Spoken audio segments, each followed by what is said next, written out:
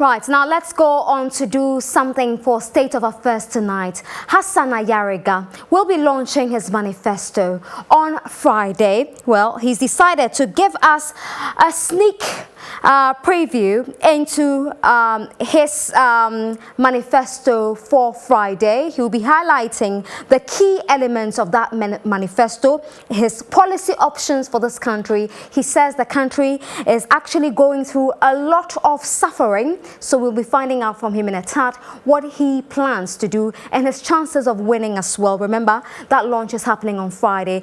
And then on Sunday, the New Patriotic Party will be launching their manifesto at the Trade Fair Center, and that will be live on GH1. So make sure you tune in to get a comprehensive coverage and analysis of the issues that will come up on Sunday. So you've got to keep it right here on GH1 News. So in a bit, we'll be talking to Hassan Ayariga, who will be taking us through his manifesto and what he plans to do. Now, let's go live to his home in West Legon. Thank you for joining us, Hassan Ayariga.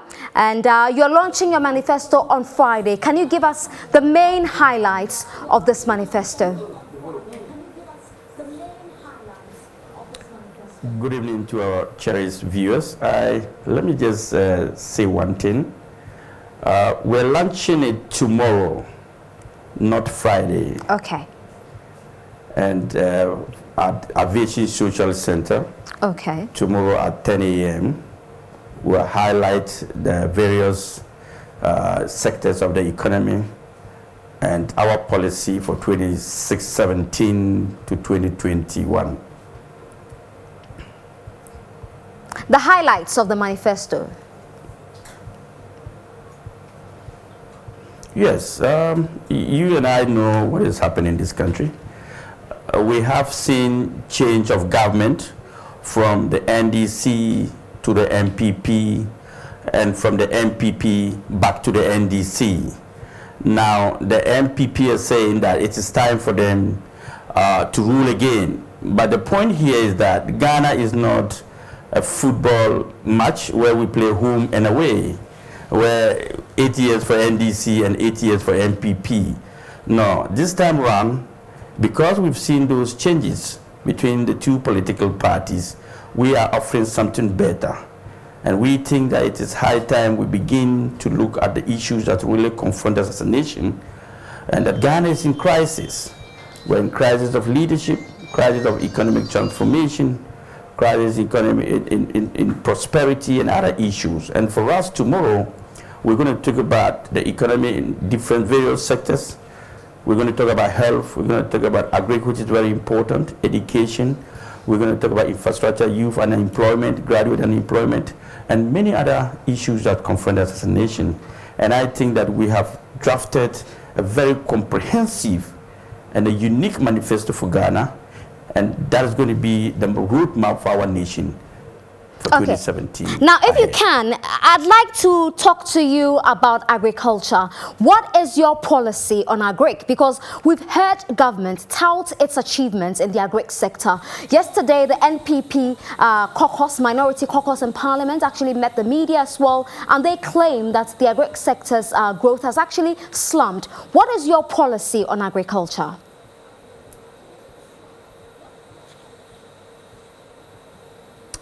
I can't hear you very well because of the live coverage, but if you can repeat the question again, please. I'll definitely do that once again. I'm just asking you to take us through what exactly you intend to do for the agric sector, for instance, because you've actually outlined a number of things that you think Ghana is actually lagging behind, and you mentioned leadership, economy, unemployment. But I want you to talk about agriculture because you mentioned that as well. What is your policy on the agric sector? Good. We have a very serious, comprehensive policy for the agric sector. What we've realized is that over the years, Ghana and Ghanaians have not been able to attain food security for our people. Barely less than 20% Ghanaians can get 3 square meals. And we think that with all the resources that we have and the vast land that we have as a nation, we have actually not made good use of it. And we in the APC think that what we're going to do now is going to do mechanized farming, all year round farming. So we're going to improve on our irrigation. We're going to introduce some kind of serious crop growing that will entail all year round farming, so that Ghana can produce all year instead of believing in climate change. The issues are this. One, we are going to make sure we produce enough rice to stop the importation of the rice that we bring into Ghana. We spend over $600 million in a year importing rice. So if we decide to channel these monies into putting into agriculture so that we can have enough of our farmers trained to be able to produce, even if we allocate $10 million to a farmer and we are able to raise industrial farmers, just say 10 of them, and they are able to produce enough food to feed our economy, we have a way ahead of us. And then we can employ, we're going to link agriculture to industry, so that whatever we produce here is going to help in the industrial, in our sector. So what we're trying to do is that we're trying to make sure that we start with a production base. The production base means that we're going to start producing everything that we want to eat in this country. We're not going to import anything anymore. We're going to make sure we make good use of our product, our mineral resources and natural resources to achieve economic transformation for our people. So in tackling agriculture, we're going to allocate 40% of our budget into agriculture to make sure that we're able to get farm inputs for the farmers, give them interest-free loans so that they can be able to get the equipment and the inputs they need to be able to farm all year round. In this way, Ghana will achieve food security. And when we achieve food security, we're going to do what we call food benefit. The food benefit is such that every Ghanaian who is not employed, we are going to make sure that those people are captured in our national data system. And when they are captured in the national data system, because of our food benefit policy, those who are not able to feed their family 3 square meals, the APC government will give them food to be able to take care of their family as they grow. Beside the food benefit that we're going to do based on our mechanized system and policy, we have what we call unemployment benefit for the young men and women who are growing up, and we have also what we call the child's benefit. Okay. You and I know that poverty has engulfed us. And for that matter, many of our children out there are not able to get 3 square meals to be able to be trained as young men for the future. Barely less than 2 months to elections, we all know. And nobody is talking about the children. Everybody has left them out, and every manifesto that we see is just about employment, about economy. And what is our economy base? Our economy strength is when we are able to empower our human resource. And our human resource starts from the youth. Those kids that we have given birth that we cannot take care of them. So we need to begin to understand that we have to put policies to take care of the vulnerable in society, the disabled in society, the less privileged in society, the unemployed groups of people in society, because they represent our future leaders. So if we cannot take good care of them now, what are we talking about future? We don't have a future anymore. Because the future has nothing for us. The people who are supposed to be tomorrow's future are dying in poverty and wallowing in poverty. So what is the answer of wasting so much resources in buying heavy cars, infrastructure, when the people themselves are not comfortable? So what we need to invest is in the people first. You don't spend money building roads and constructing a lot of huge infrastructure when the people are dying. Spend the resources in transforming their lives.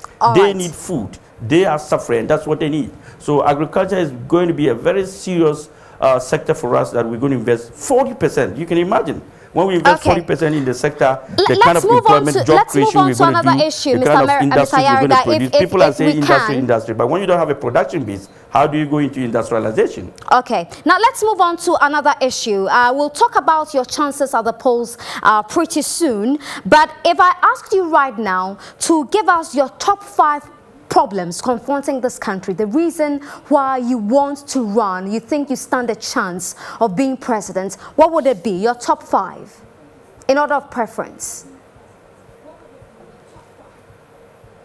1, poverty. Poverty has engulfed our nation. We don't know how to make good use of our food and resources. Okay, 2, number 2. Leadership. Leadership? We have seen the leadership of the NDC, we have seen the quality leadership of the MPP and that of the NDC, and we've seen that both parties have not given us the maximum leadership that we need to be able to transform our country. Number three? Three, our science base. We have deserted the science base in this country. We think that all we need is natural resource. But let me just take you through something. Science is the most important factor now in our lives. A CAF TV that goes for about $50,000. You can imagine if we only concentrate only on the mineral resources alone. A whole truck of cocoa beans costs less than $10,000. And a scientist is able to manufacture or to produce a CAF TV which goes for about $25,000. So our science base is very weak. So as a nation, we need to look at that aspect as well. Educational sector is, I don't think that we have done so much in education, even though we are building a lot of schools. The NDC government is putting schools. But what are you going to do with schools when the people are not properly given the requisite talent they need? In Ghana, the last resort, excuse me to say, the last resort now is being a teacher. When you go around looking for a job and you don't get a job, you become a teacher. And then what kind of knowledge are you going to impact on the people who are supposed to be tomorrow's leaders? Look at our curriculum of education. It has become a curriculum of education of learning how to read and pass exams and move on. We are not being creative. We are not being innovative. So we need to begin to design a curriculum of education that fits into the 21st century, that our young men and women can be more creative and innovative rather than being dependent on or jobs like MTN, Glow, and other things. They need to be creative. We need to begin to look at our science base, what we can do to improve, our technological base, our mathematics base. What's your number 5 These are problem? things we have ignored over the years. And we think in the APC, Ghana is not suffering because of the bad leadership alone, but Ghana is suffering because of the good people are quiet. And I am part of such people who believe that we are the good people and we need to stand up to change the fortune and the fate of Africa. And your number 5 problem is, you've given me just 4. Which one is the 5th? The number 5 is healthcare. Healthcare. Okay, thank you very much. What is happening in our system is bad for us. All right. Even though we have the National Health Insurance Scheme, what kind of scheme is it? People run to the hospitals and all they see is that it's either not working or cannot even pay their drugs. So they go home without being able to take care of their children. So we have brought a new scheme which is going to be based on your social security system. We have designed a special social security system, and everyone is going to be captured through our database system. Okay. And when you are captured through the database system, everyone is going to be paid social security by the government when you are not employed. And when you are working, your employer and you, the employee, will pay 20% of your national social security, and the employer pays 20%. That's 40%. This will take care of you when you are even not employed, or when you have accident, or when you have become disability, you cannot work anymore. A percentage of what you have paid so far will not take care of you from now to the rest of your life. Okay, Mr. Ayariga, let's move on to the last issue. Social security is very important in our life. Okay, people thank you. are dying on a daily basis just because they cannot afford a drug, or they cannot get 10 cedis to buy malaria tablets. And you know what is happening in our system. All right, Ghana Mr. Ayariga, if we can leave it there. Malaria, mosquito is one thing that is so common and so tiny. Okay, let's move on to the last issue because we're running out of time. I'm sorry. I just want us to look at your chances at the polls later this year. And I want to do a bit of history here. And you'll be seeing some interesting statistics on your screens if you're home, and Mr. Ayariga as well. In 2008, during the 2008 elections, the PNC led by 2004, I beg your pardon, the PNC Mahama finished 4th, and that's what they garnered at the polls. Actually 3rd, that's what they garnered at the polls. In 2008, they managed to finish 4th as well, and you'll be seeing that as very soon. And then in 2012, this is 2008, that's what the PNC led by Dr. Mahama managed to garner at the polls. They finished 4th. In 2012, when you led the party, you finished 5th. So in the last 3 elections, you had the most abysmal performance for the PNC. Now you're moving on to lead the APC in this poll. What surety, why do you think your fortunes at this poll will be any better than what you did for the PNC in 2012? If you look at the records, like you just rightly said, the records just did not only show the figures. You have to look at it based on percentage fall. And if you look at it based on percentage fall, you realize that the percentage fall from Edward Mahama always went above 80%. So in 2008, 2012, and 2004, you look at the percentage, it dropped almost every year 70 to 60%. Now in 2012, when I took over, the party was on a zero level. The party didn't have 24,000 votes. Because if you look at the percentage drop, you realize that as of 2012, the party was on a minus or a zero level. I brought it back to 24. The 24,000 votes was not for PNC. PNC never had 24. I brought the 24 because even Edward Mahama himself did not vote for the PNC. So why will you think that Ayariga brought 24,000 votes and that was the stand of the PNC? That wasn't the stand of the PNC because the PNC was on a zero level or a minus zero. Now, what is going to happen in 2016 is that Ayariga, who has left the PNC, has formed the APC, a more united political party in the history of Ghana. That is the future of this country. APC is the future of this country. In less than 4 months, the formation of the APC, we have demonstrated to the world and to Ghanaians. We have over 240 district offices and constituency offices across Ghana. We're the first political party to confine and to accept the policies of the EC. We were the first political party to make sure that we satisfy the conditions of the EC and this country. None of these political parties have done that so far. The NDC has less than 200 offices. The MPP has less than 200. As for the PNC, I don't even think they have 20 offices. This is a party that has gone down the drain. I don't want to talk about it, but all I want to know, you to know that APC has brought new life to the Ghanaians, and Ghanaians now know that this is the time for us to change. The change is not from NDC going back to the MPP. I hear most of the MPP people say I attack their leader, but I want them to know the MPP leader is also part of the race. We're contesting an election. MPP is part of the race, PPP is part of the race, the NDC is part of the race. Nobody is a leader of this country until 2016. So why would people think that we should not address each other? The issue is that we have to present ourselves to see who is the best leader to lead. All right, thank you very much. In 2016, we're looking for the best leader. So thank you very much. The president has done A, B, and C. Okay, the people know the performance of the president. Now, the three of us that are left, myself, Indum, and Nanado, we have to scrutinize each other to know who is better, so that Ghanaians can have a better choice. And I stand tall in the midst of the two of them. Nana Hassan led the MPP in 2008. All right, thank you, Mr. Ayariga. Thank you for joining us live from your home in West Legon. Well, I mean, that he was feed the will minister, go off in a bit, when but so they he have was all speaking to contributed us. to the mess of this country. So why are they asking for new leadership? They shouldn't be asking for leadership. They should settle down and let us get better leaders like Dr. Hassan Ayariga, who can move this country forward. Thank you very much. Hassan Ayariga, presidential candidate of the APC, talking to us, highlighting his manifesto launch, which is tomorrow, he says, at the Aviation Social Center. And also, he listed his top 5 problems confronting this country. And also, he says that he stands tall. If you take Dr. Pakwesi Ndum, Nana Akufo-Addo, and himself, he stands tall to take over from President John Dramani Mahama.